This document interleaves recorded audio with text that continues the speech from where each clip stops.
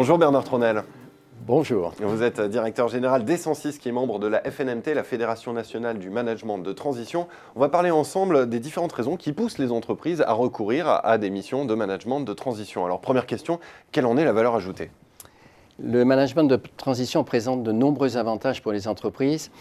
On va parler de 5 avantages aujourd'hui. Le premier avantage que je vois, c'est la réactivité. Le deuxième avantage, c'est la flexibilité.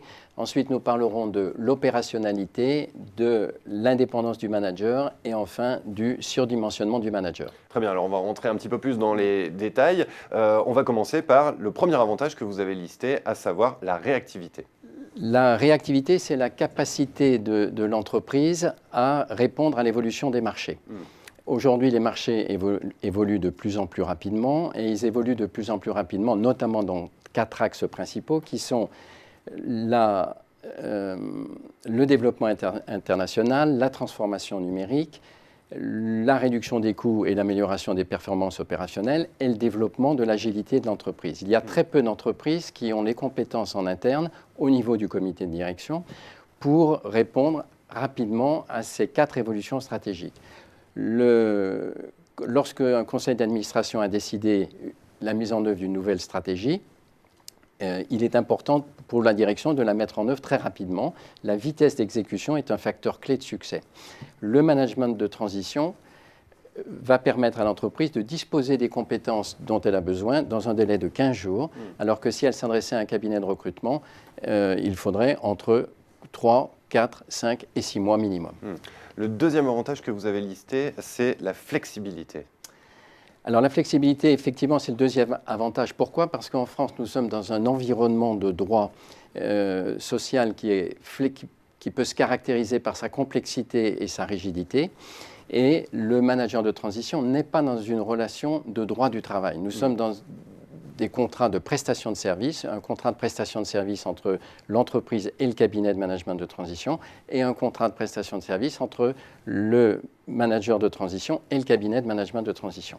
Donc, dans un contrat de prestation de service, nous avons toute la flexibilité nécessaire pour adapter la durée de la mission à temps plein, à temps partiel, sur la durée, entre les besoins de l'entreprise et la situation du manager. Donc réactivité, flexibilité et le troisième, opérationnalité.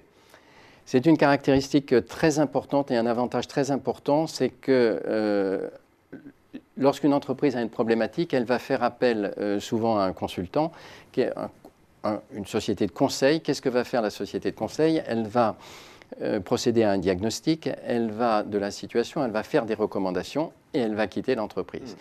La différence du management de transition, c'est que nous allons faire le diagnostic ou valider le diagnostic qui a été fait, nous allons émettre des recommandations et nous allons également mettre en œuvre les recommandations.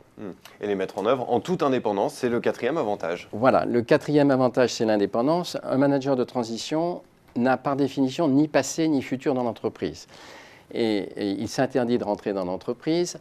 Il n'a pas de passé, donc il n'a pas d'affectif avec les personnes de l'entreprise. Et il est dans une logique de contribution et non pas dans une logique de carrière, ce qui lui donne toute liberté de parole. Et c'est un avantage important puisque bien souvent, dans les entreprises, il y a des blocages qui sont liés au fait qu'on n'appelle pas un chat un chat. Le dernier avantage, c'est le surdimensionnement. Est-ce que vous pouvez nous en dire plus sur ce surdimensionnement? Oui, lorsqu'une entreprise recrute un cadre, elle fait toujours un arbitrage en fait entre les compétences du cadre qu'elle aimerait avoir et puis la rémunération du cadre.